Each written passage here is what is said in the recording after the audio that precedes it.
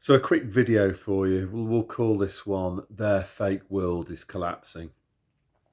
So over the weekend, I went to a music festival in Finland, and tell me if you'd like me to do a video about that, about this Iskelmar phenomenon, and yeah, it'd be interesting. I'll do it if you want me to do it. Anyway, whilst this music festival was on, there was one on in Britain, Glastonbury. Could make all sorts of jokes, middle Glastonbury and what was the other one, Hamastonbury and stuff. What I would say is that, on the topic of their fake world is collapsing, is just this Bob Villain thing. I'd never heard of this bloke before, so he's just like parachuted in, created out of nowhere, or maybe he did exist before this the Glastonbury Festival this year. A bit like, say, sometimes they might spend a bit of time trying to create an asset, like they did with Jordan Peterson, and then when it's right, they get him to say certain things and hope that this asset that they've cultivated will be influential on the sheeple, and they'll do as Jordan Peterson said, or what, I don't know whether what this it's just pathetic. What it shows to me is that the state is staffed with incompetent people who lack in imagination and creativity. Like, what a pathetic name, Bob Villain. And then you've got all the Palestine flags being flown. Where did all of them flags come from? And then you've got as other people have said, the Nuremberg rally chanting and stuff. Of course, it's completely grassroots, isn't it? Completely authentic. What a load of nonsense. About as fake can be. The other thing that I would say too is, no doubt that there'll be people saying that, oh, you support Israel or whatever. Like, Israel's a place on the map. I don't support any government, let alone the actions of the Israeli government. And for people that are pointing out what the Israeli government is doing, what I would say to them is, think about the 1.5 million Iraqis that the British government, your government, murdered. Like, doesn't that matter to you at all? If you want to hold the people of Israel, people who live in this country, this artificial construct called Israel, you want to hold them to account for the actions of some psychos, then what's stopping other people from holding you to account following the same logic? Like, you're British, you've got a British passport, therefore you must support whatever the British government has done. You're interchangeable, you and the British government. It's the same thing, right? Because it's got British in the title. This is about as intelligent as it gets, being ironic there, like monumentally thick for people to conflate the actions of a handful of psychopaths called politicians with some people who are living in a place on a map. It's just like mad, crazy. Anyway, I think a lot of those flags being flown and all of that, it was just what was he saying? Stuff like, "You'll never have your country back" and all the rest of it. What they're trying to do is create civil war. I've been saying that for months. Between people of a certain religion and in Britain, and who are just constantly played as fools. They're the useful idiots in the room who who basically will do the establishment's work for them. Many of them have got radicalized themselves, and they'll happily go along with agendas. And then you've got the other side who are equally as idiotic. It's just pathetic. It's absolutely pathetic. So that's the first thing. This Glastonbury thing. Second thing, fake world collapsing is look Iran. What happened to that? There was going to be World War III, wasn't there? What happened to that? Answer: fakers. What's it? A load of nonsense. I saw Mike Yeadon on Mike Yeadon's Telegram account. He posted a picture of like some bomb or whatever. Yeah, right. And and Mike actually called this out as well. It looked like somebody had done it in a GCSE metalwork class. It's like complete hoax. Um, Initially, I thought that they wanted to try to use it as an opportunity to do a bit of money laundering, uh, get central banks to print some money under the guise that this is an emergency, create some inflation. But I think the problem is you see, is that from their point of view, is that there was enough people pushing back against it, calling out the nonsense. And this is where it's very, very important. We have to call out their nonsense when we see it, because they operate according to natural law. So if they can see that people are pushing back against their nonsense and calling out their nonsense, that means that they can't go ahead with the nonsense. They have to kind of pause it. Um, I think, for example, that's why there were no fake. Let's call it, yeah, fake flag. I think I can get away with that one.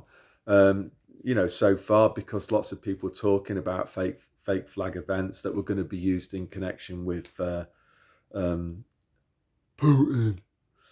Never happened because too many people were calling out, "Oh, they're going to do a fake flag." So what we have to do is keep that pressure up. So that's on social media. Just keep on telling them on X, tag in Jeremy Hunt or whoever your local MP is, and just tell them that we know what they're up to, and we don't consent to it, and that will cause them to roll back on their plans. They won't go ahead because they understand natural law.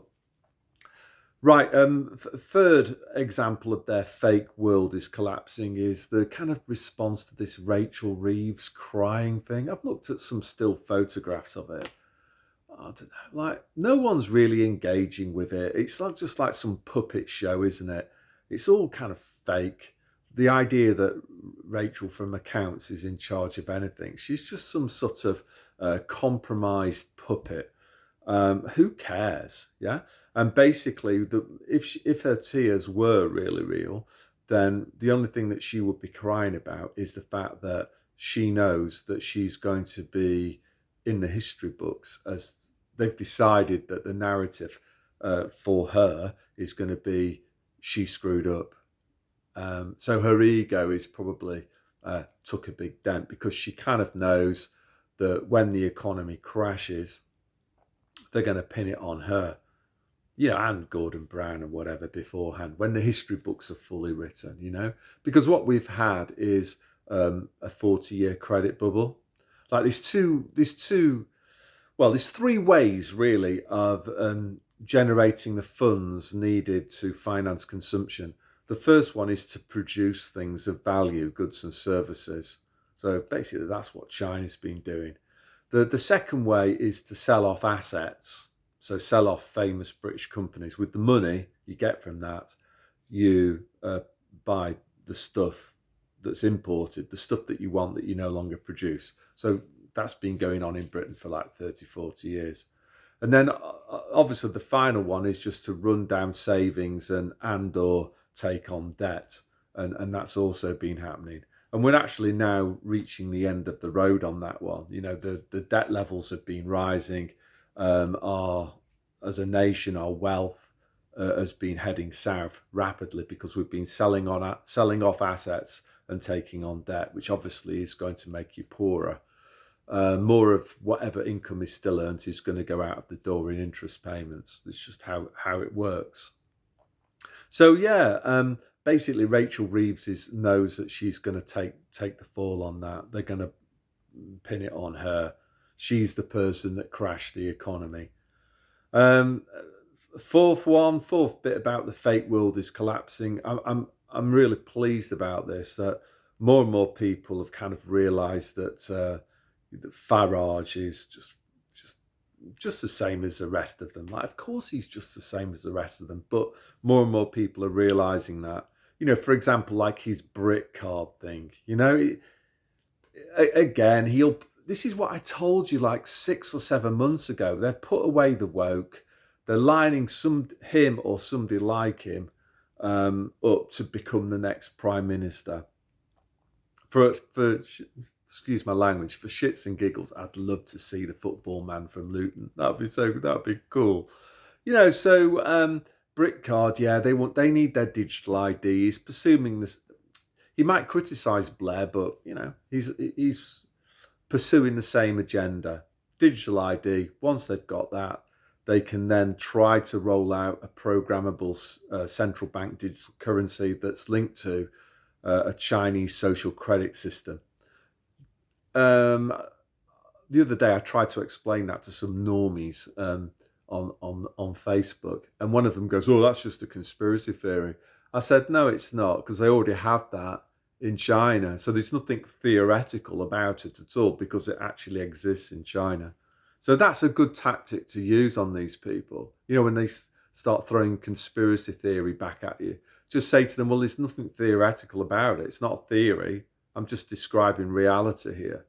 And if you want to deny reality, that's up to you, but you won't be able to deny the consequences of you choosing to deny reality." So, you might not like it when in the future, with a programmable central bank digital currency, your spending is curtailed by the state. The state gets to choose what you can and can't spend your money on. We need to kind of try to make those arguments as much as we can, either online or, better still, in person rather. What else did I want to say? This restore Britain, Rupert Lowe. Like, is anyone going to fall for that? I don't think so.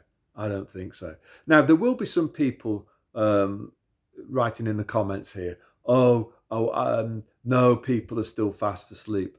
To that, I would say there are still some people who are fast asleep. That is true, but we don't need 100% of people to be awake to get things done, to change things for the better. As I said, 10 minutes ago, 5-10 minutes ago, all that's needed is for enough of us, maybe 20% will be enough.